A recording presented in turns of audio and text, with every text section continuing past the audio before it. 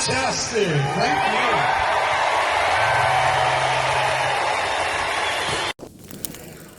Paul McCartney had 3 wives and countless romances, but at 83, he finally admitted the truth about who really owned his heart. It wasn't the woman he married twice, it wasn't the mother of his children, and it definitely wasn't the one who took millions in their brutal divorce. In a shocking confession, Paul revealed a secret he'd kept for over 50 years. A love so deep, he said, losing her felt like dying. The woman who saved him from the Beatles' breakup. Today, we uncover the heartbreaking story Paul never wanted the world to know. Paul McCartney was born on June 18, 1942, in Liverpool, right in the middle of World War II. His mother, Mary, worked as a nurse, helping wounded people while bombs were falling on the city. His father, Jim, sold cotton, but also led a small jazz band in his free time. They almost moved to Australia to stay safe, but changed their minds. That choice kept Paul in Liverpool, a city that would shape his music forever.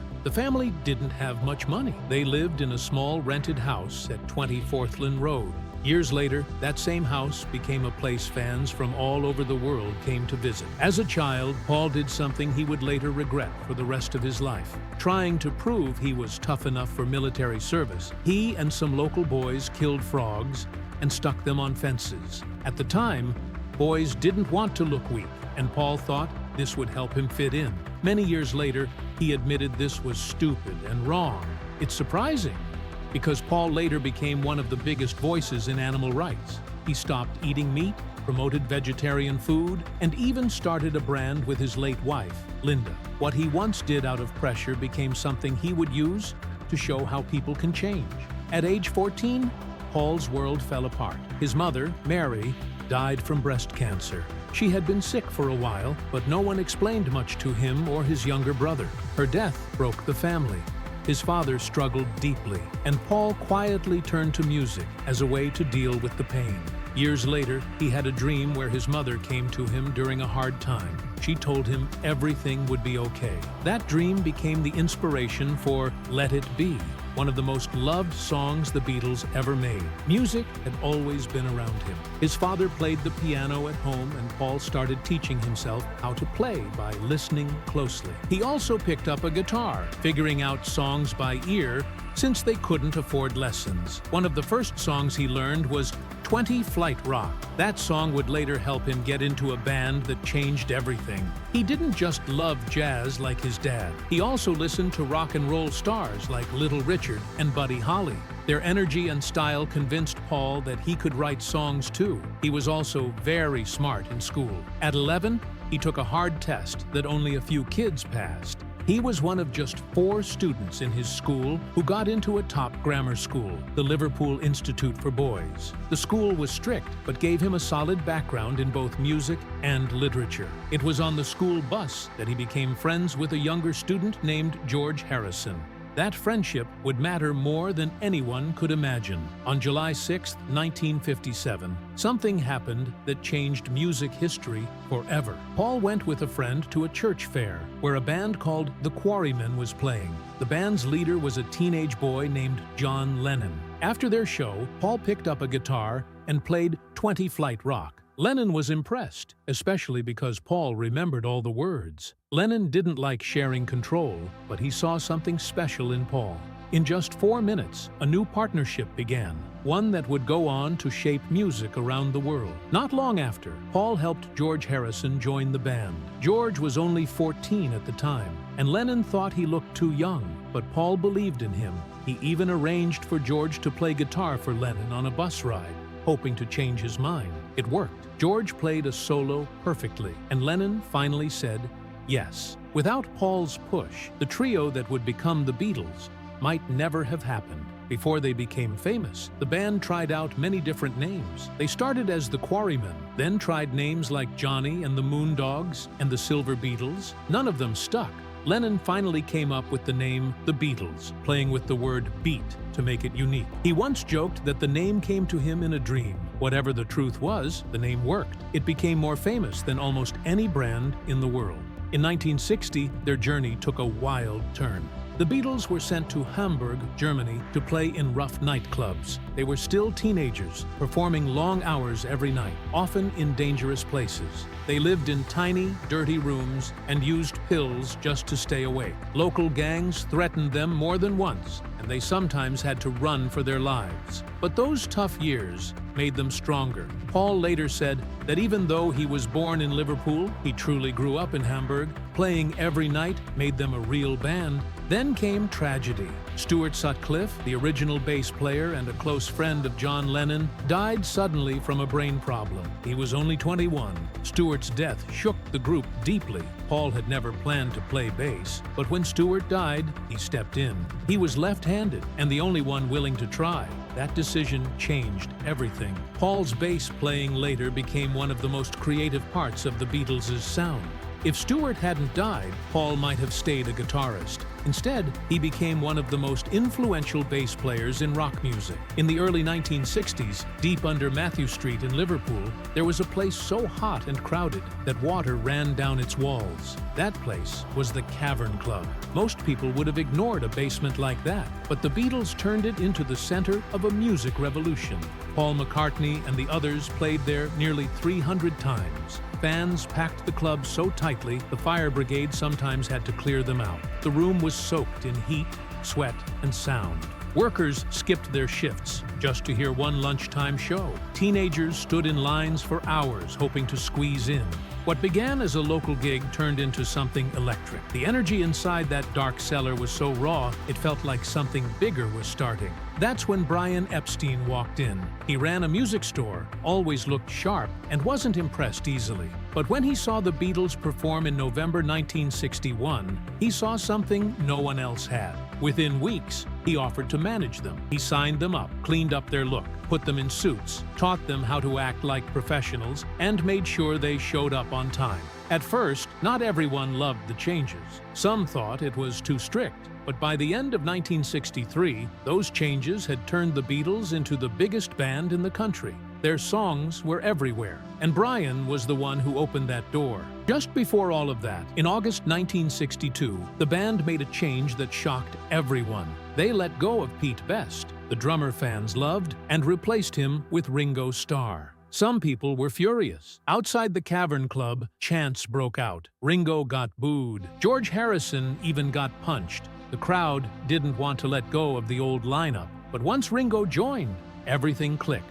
That was the moment the classic Beatles were complete. A few months later, on October 5th, 1962, they released Love Me Do. It didn't top the charts, but it got attention. Behind the scenes, things weren't so smooth. 3 different drummers recorded versions of the song. Some say Brian Epstein bought thousands of copies to help it climb the chart. Whether or not that's true, the song made a mark. It was the sound of a dream starting to become real. Then came February 9th, 1964. The Beatles appeared on The Ed Sullivan Show in America. 73 million people watched. Theaters were surrounded. Thousands begged for just one of the few hundred seats. The band opened with All My Loving, and the crowd exploded. People screamed, cried, fainted. In just one night, the Beatles took over America. Beatlemania spread like fire, and the British invasion had begun. That's when Paul and the others stopped being just famous. They became global icons. From the start, it was clear that Paul and John were something rare. Together, they wrote almost 180 songs for the band. And they didn't just sit in separate rooms, they wrote face to face. In just a few years, their songs topped charts around the world. By 1966, they'd written 24 #1 hits in the US alone. Their names were everywhere. Their sound was changing everything. And they did it all with a handshake agreement. They never needed anything more. Still, not everything was smooth between them. One of their most famous songs, Yesterday, started with a dream. Paul woke up with the melody in his head. He played it for John, who didn't think it fit the band. So Paul went solo. He recorded it with a string quartet and acoustic guitar. The others weren't even on the track, but when it came out in 1965, it became the most covered song in history. The line, "I said something wrong, now I long for yesterday," wasn't about a girl. It was Paul's way of remembering his late mother. That quiet moment said more than any loud guitar solo ever could. But behind the hits, things were getting harder. Touring became unbearable. Crowds screamed so loud the band couldn't hear themselves play. In the South, people burned Beatles records after John's comment about being more popular than Jesus. Death threats followed. In Japan and the Philippines, mobs and political pressure kept them trapped in hotel rooms. The band was tired, and Paul, who had once loved touring, began to realize it wasn't worth it. In August 1966, after their final show in San Francisco, they walked away from live concerts. No one could believe it. A band at their peak, choosing silence over the spotlight. Then came another surprise. In 1967, Paul told the press he had taken LSD. He didn't hide it or sugarcoat it. He simply told the truth. The backlash was instant. Headlines screamed. Politicians raged. Fans didn't know what to think. But Paul defended it. He believed it had opened his mind, and anyone who listened to Sgt. Pepper could hear the difference. While Paul pushed creative boundaries, his personal life hit a wall. His 5-year relationship with Jane Asher ended on live TV when she announced their breakup during an interview. It wasn't just a heartbreak, it was public. They had planned to marry. Now it was over, and Paul had to watch the world find out at the same time he did. After touring ended, Paul took control in the studio. He came up with wild ideas. Sgt. Pepper's was his vision. He brought in orchestras, tape loops, strange sound effects. Abbey Road became a place where anything could happen. Paul was tireless, but not everyone liked his pace. George and John often pushed back. Still, without Paul's drive, much of the late Beatles sound wouldn't exist. Everything changed in August 1967, when Brian Epstein died from an accidental drug overdose. He was only 32. The band was stunned. John later said he knew then that they were finished. No one else could keep them grounded the way Brian had. Without him, the band struggled with money, leadership, and trust. That loss left a hole they could never really fill. Paul tried to fix it by starting Apple Corps, a company for music, film, and art. The idea was to help creative people, but it quickly turned into a mess. Money disappeared. Strangers were hired with no real skills. Some employees barely worked. At one point, the company was losing the modern equivalent of tens of millions a year. Tensions exploded. The others began questioning Paul's decisions, and the business arguments got worse. In January 1969, they hoped to come together again. They filmed their rehearsals for a new project called Get Back, but the cameras caught more than music. They showed Paul pushing too hard. George quit the band for a few days after a heated exchange. He felt unheard and dismissed. The tension was real. Still, the sessions gave us Let It Be and the famous rooftop concert. But even as the music continued, the cracks were growing deeper. And then came the final blow. On April 10, 1970, Paul gave a self-interview promoting his solo album. In it, he confirmed he had no plans to work with the Beatles again. That quiet announcement hit harder than any press release. Fans around the world were stunned. Some cried, some refused to believe it. The dream was over. John had already left in private. But it was Paul who made it public. He said he just wanted to enjoy life with his family. And just like that, the greatest band in history was gone. After the Beatles broke up, Paul McCartney didn't talk much. He went home, shut the world out, and started recording alone in his living room. He was feeling low, unsure of what came next. Using a simple tape recorder, he played every instrument himself: guitar, drums, piano, everything. Only his wife Linda sang with him a little. When the album came out in April 1970, people were surprised. It didn't sound like the Beatles. It was rough, quiet, and very personal. Some critics didn't like it at first, but fans bought it anyway. It sold over 1 million copies in just a few weeks. Looking back, that album started a new wave of do-it-yourself music and showed that Paul wasn't finished. He was just getting started in a new way. Soon after, Paul did something that confused a lot of people. He asked Linda to be in his new band, even though she wasn't a musician. She had never played keyboards or sung in front of a crowd, but Paul believed in her and wanted her by his side. Fans didn't always like it. Some even booed her. The press made fun of her too. It hurt, but she didn't quit. Paul stood by her the whole time. He said the band wasn't just about music, it was about family, trust, and starting fresh. Over time, people began to see how strong Linda was. She may not have been perfect on stage, but she never gave up. And Paul said that what she brought to the music couldn't be replaced. The band they formed, Wings, had a lot of ups and downs. Musicians came and went all the time. Some got frustrated and left suddenly. Others didn't like how much control Paul had, but no matter who joined or left, the heart of the group stayed the same: Paul, Linda, and their friend Denny Lane. Sometimes the band would lose members just before a tour or an album recording. Paul would have to fix things fast, find new players, and keep going. It wasn't easy, but he kept the band alive. Even when everything seemed to fall apart, that core group held on. One of the most powerful moments came in 1973 when Paul, Linda, and Denny went to Nigeria to record a new album. Right before the trip, 2 band members quit. They went anyway. The studio in Lagos was broken down, the weather was rough, and things didn't go smoothly.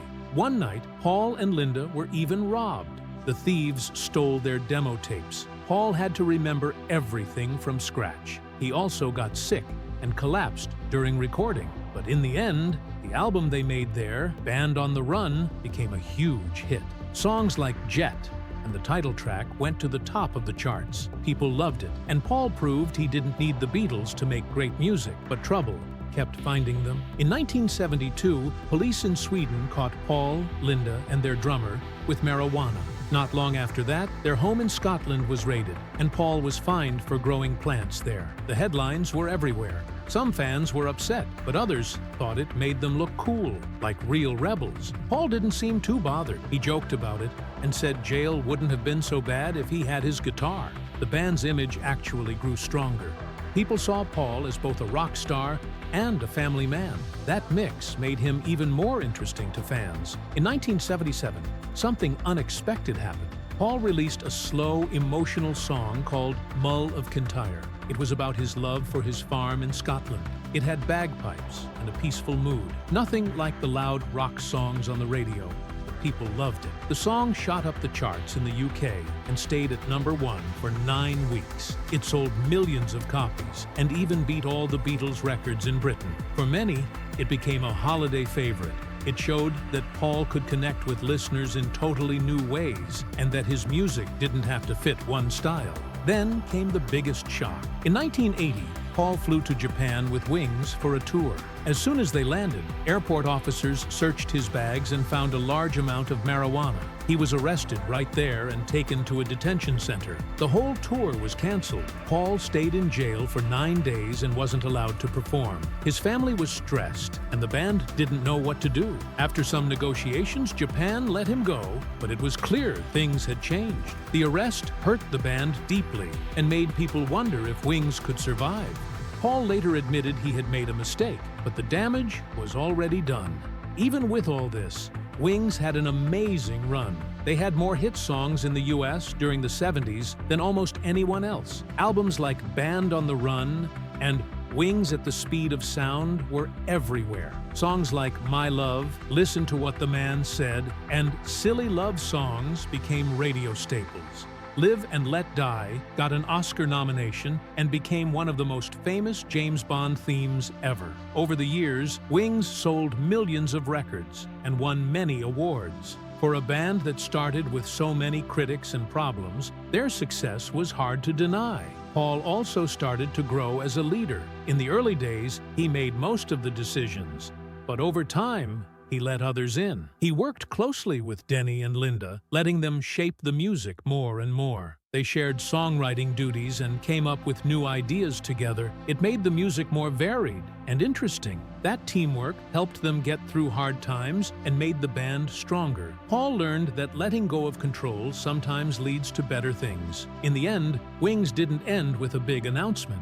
After Paul's drug arrest and then the tragic murder of John Lennon later that same year, he stepped back from the spotlight. The band slowly faded. Denny Lane left in 1981, and that was the final break. He had personal issues and didn't see a clear future with the band. Paul moved on to solo projects, releasing new albums that kept him in the spotlight. But Wings never disappeared completely. Their songs stayed popular, and every album they made reached the top 10 in the US or UK. In 1982, Paul McCartney and Stevie Wonder teamed up for a song that tried to bring people together. They called it Ebony and Ivory, using the black and white piano keys as a way to show how people from different races can live in harmony. The song was a huge hit, reaching #1 in both the US and the UK, but not everyone liked it. Some critics thought it was too simple and didn't deal with the real issues people were facing. Still, the message was clear, and it mattered. In South Africa, the song was even banned because Stevie Wonder had dedicated an award to Nelson Mandela. People argued about whether Paul should have done the song at all, since he was borrowing from musical styles born out of Black history. But love it or hate it, the song left a mark. Then came another big moment. Paul worked with Michael Jackson to write and record Say, Say, Say in 1983. It became one of the biggest songs of the year. Paul even set a record by hitting #1 under 5 different names. They got along well and wrote the song quickly in England. Jackson added some emotional lines that made the song feel more personal, but their friendship didn't last. Paul had told Michael how music rights worked and how valuable they were. Michael took that advice and used it to buy the entire Beatles song catalog for almost $48 million. Paul was shocked. He felt betrayed, like someone had stolen a part of his life. That one move ended their friendship and started a long, painful chapter for Paul. What made it worse was that Paul had been trying to get the rights back to his own songs for years. He wrote Yesterday and so many other hits, but didn't own them anymore. When Michael Jackson bought the catalog, it felt like a door had slammed shut. Paul didn't give up. Decades later, a law gave him the chance to fight for his music again. In 2017, he filed a lawsuit. He didn't want to go through another public fight, so they settled it quietly. By 2018, he finally started getting his songs back. It took over 50 years to reclaim what he had created, but he never gave up trying. In 1990, Paul did something no one had ever done before. He played a concert in Rio de Janeiro where over 184,000 people came to see him. That number set a world record for the largest crowd ever at a solo show. The whole thing was massive. There were security teams, huge stage setups, and even a printed guidebook for fans. The tour was also the first time Paul started playing Beatles songs again on stage. The stage itself was designed by a famous artist and gave the whole night a magical feel. That show stayed in people's memories, not just in Brazil, but around the world. Not long after, Paul took a big turn. In 1991, he released a full classical piece called Liverpool Oratorio. He worked with composer Carl Davis to create it. The story was based on a boy named Shanti, growing up in Liverpool, just like Paul had. The music was written for choirs, solo singers, and a full orchestra. It was a long way from the pop songs Paul was known for. The oratorio showed that Paul could do more than just write catchy tunes. He could tell a deep, emotional story through music in a whole new way. People were surprised by how well he did, and the project earned a lot of respect. Paul's personal life had just as much emotion as his music. He first met Linda Eastman in 1967, but nothing happened right away. A year later, they saw each other again in New York, and this time, everything changed. Paul was struggling with the end of the Beatles, and Linda gave him a reason to move forward. He asked her to move to London, and she did. They got married in a small ceremony in 1969. Linda was already pregnant and had a daughter from a previous marriage, but Paul accepted both of them completely. Over time, they had 3 more children together and built a life full of music, family, and love. What made their relationship special was how close they stayed. In nearly 30 years of marriage, they were only apart for 1 week. That 1 week was when Paul was arrested in Japan. Other than that, They were always together. Linda wasn't just his wife, she became part of his band, even learning to play keyboards so she could perform with him. People often blamed her for things that went wrong, especially the Beatles breaking up. But Paul always said she gave him the strength to keep going. Their kids even joined them on tour sometimes, making music and travel a family affair. Their love wasn't always easy, but it was strong and real. That love faced its biggest test in 1995 when Linda was diagnosed with breast cancer. They fought hard, but the cancer spread. Doctors told Paul it was already too late. Linda died in 1998 at their ranch in Arizona, with Paul and the children at her side. To protect them, Paul didn't tell the public right away where she had passed, which led to strange rumors. But he didn't care. He just wanted to keep his family safe. Paul called her the love of his life and said losing her felt like losing his girlfriend all over again. He made music in her memory and asked people to support cancer charities that avoided animal testing, which was something Linda deeply cared about. Her ashes were scattered on their farm in Sussex, where they had shared so many happy days. Years later, Paul tried love again. In 2002, he married Heather Mills. At first, things looked hopeful. They had a daughter in 2003, but the marriage quickly turned bad. In public, they accused each other of terrible things. Heather said Paul had mistreated her, but the court didn't believe her. The divorce became one of the most expensive in British history. Heather asked for over $100 million, but got around $24 million in the end. She even fired her lawyers and represented herself, which many said was a big mistake. Paul lost a lot of peace during this time. The headlines were brutal, and the whole fight hurt his children too. It was a hard chapter in his life, but peace did return. In 2011, Paul quietly married Nancy Shevell. She was calm, kind, and successful in her own right. She came from a family that ran a major transportation business and had survived breast cancer herself. Friends said she reminded them more of Linda than Heather. Paul and Nancy had known each other for years, but love came later. They had a quiet wedding at the same place Paul had married Linda decades before. Paul didn't ask Nancy to sign a prenup, showing how much he trusted her. Their life together has stayed out of the spotlight, and that's how they like it. Nancy's strength and grace gave Paul something he hadn't had in a long time: peace. In 1997, before all this happened, Paul was knighted by the Queen. It was a moment he said he would never forget. He stood at Buckingham Palace thinking about how far he'd come from Liverpool. He said it felt strange to be there without the other Beatles. Paul was the only one from the band to receive a knighthood on his own. Even though he'd once been arrested in Japan for drugs, he still got one of the highest honors in the country. He said it was one of the best days of his life and wished his parents could have seen it. That success also made him rich. Paul is now worth over $1 billion. He was the first British musician to reach that number. He earns about $50 million every year, and even a single concert can bring in several million. One Christmas song he wrote, "Wonderful Christmas Time," earns him hundreds of thousands every holiday season. He also made money from the renewed interest in the Beatles, especially after the release of a final track in 2023. He's shown that you can be both a great artist and a smart businessman. Even now, Paul hasn't slowed down. In 2020, during the lockdown, he recorded an entire album by himself. He played every instrument, wrote every lyric, and produced every track.